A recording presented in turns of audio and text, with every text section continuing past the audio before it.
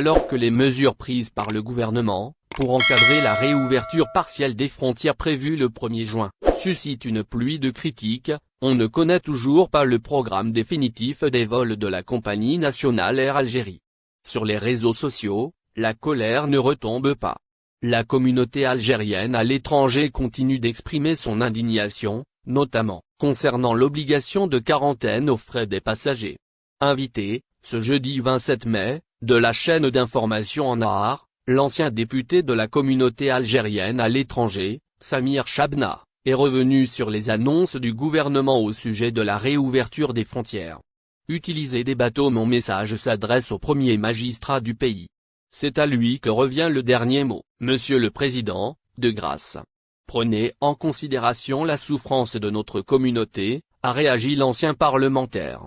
Samir Chabna a évoqué la possibilité d'avoir recours au Badodji Mokhtar, le navire acquis récemment par Algérie Ferry. On voudrait que nos enfants partent et viennent à bord de ce bateau, a-t-il dit. Une idée similaire a été proposée par le président du syndicat des hospitalo-universitaires, le PR Raïd Belhadj. L'expert a proposé des traversées médicalisées. On avait fait une proposition concernant les bateaux médicalisés. On peut embarquer 2000 personnes avec les mesures bien sûr et durant la traversée, on fait des tests PCR rapides payants.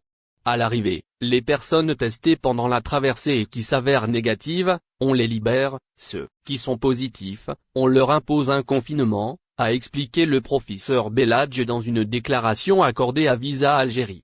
Fin des autorisations de sortie et d'entrée. Malgré les critiques contre certaines mesures, le communiqué du Premier ministère a amené quelques bonnes nouvelles.